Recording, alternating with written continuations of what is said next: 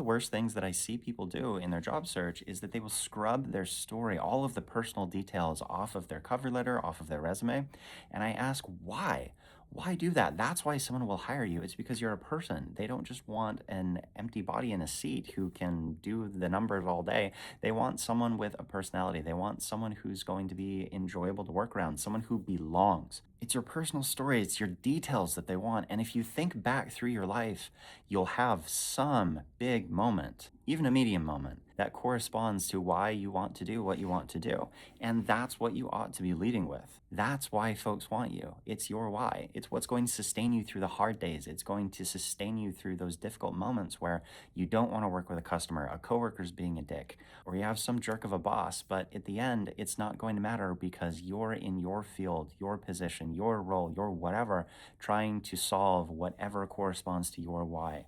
So, as an example, it could be that you have ADHD and you want to help those who have ADHD. It could be more particular, those who were diagnosed late. You have this passion, this interest, this deep seated desire to help out people who are diagnosed late. And so that needs to make it into your application documents, your interview, your negotiation.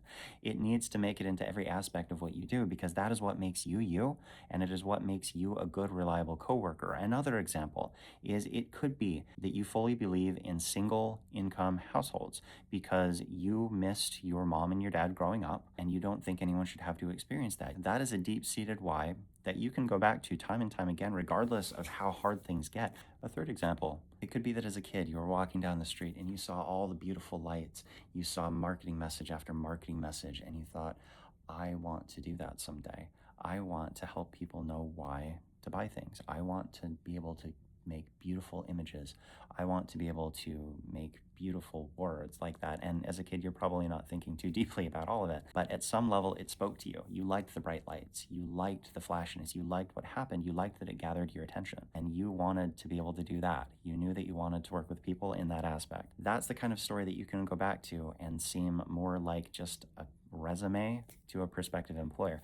That's the type of story that you can go back to and say, this is what will drive me every single day. And you'll light up as you talk about it, and that will be perceptible to the person who's interviewing you. All right.